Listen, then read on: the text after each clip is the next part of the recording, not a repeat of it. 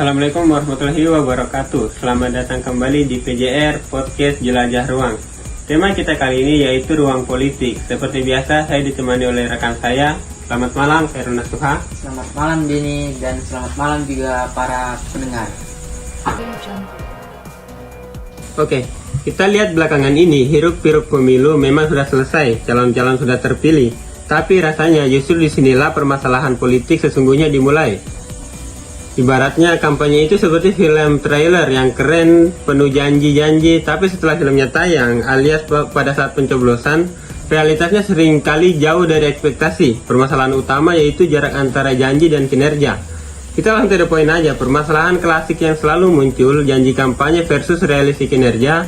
Berdasarkan data rata-rata, tingkat kepuasan publik terhadap program-program pemerintah yang dijanjikan saat pemilu seringkali menurun tajam di tahun kedua masa jabatan. Kenapa yang terus terjadi, Khairul? Ini ada dua faktor, Denny. Pertama, janji politik seringkali berlebihan. Mereka menjanjikan langit dan bumi tanpa melihat batas anggaran atau bahkan kepentingan kelompok lain. Kedua, dan ini yang paling krusial, mentalitas pemilu. Begitu pemilih, fungsinya bergeser dari melayani publik menjadi mengamankan posisi untuk pemilu berikutnya. Persis, politik kita terlalu terdominasi oleh siklus 5 tahunan dan politik transaksional.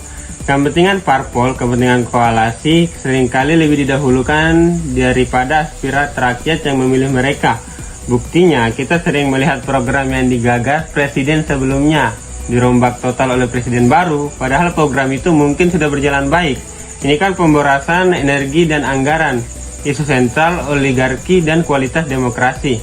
Dan tidak bisa bicara permasalahan politik Indonesia tanpa menyebut satu kata kunci, oligarki, kekuatan segelintir elit yang mengendalikan sumber daya dan kebijakan. Ini menarik, jika oligarki semakin kuat, bukankah ini mengancam kualitas demokrasi kita? Pemilu jadi hanya formalitas, padahal keputusan strategi sudah diatur di balik layar. Tapi secara substansi, demokrasi kita sedang menurun atau democratic backsliding. Indikatornya jelas, ruang sipil untuk kritik menyempit, revisi undang-undang yang terkesan terburu-buru, dan minim partisipasi publik, hingga penguatan dinasti politik. Artinya, tantangan besar kita bukan hanya memilih pemimpin yang baik, tapi juga memastikan institusi demokrasi tetap kuat agar mampu mengontrol kekuasaan.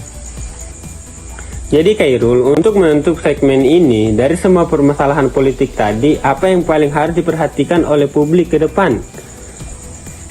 Publik harus lebih kritis dan tidak mudah terbuai oleh gimmick politik. Jangan hanya fokus pada fitur dan kampanye. Kita harus mulai menuntut akuntabilitas para politik setelah mereka menjabat. Dan paling penting, jangan pernah lelah bersuara. Kritis, akuntabilitas, dan jangan lelah bersuara. Catat itu.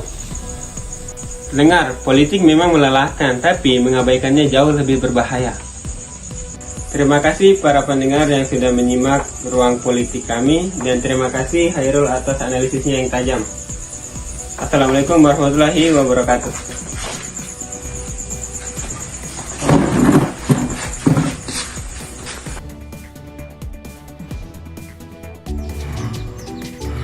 Jauh amat sih pucuk tehnya. Kan mau yang terbaik. Yang ini aja deh. Eits, jangan. Daun teh terbaik hanya di pucuk. Pucuk, pucuk, pucuk. Pucuk. Ya. Kini pucuk teh terbaik ada di Teh Pucuk Harum. Rasanya pas, nggak kemanisan. Segar. Teh Pucuk Harum, rasa teh terbaik ada di pucuknya.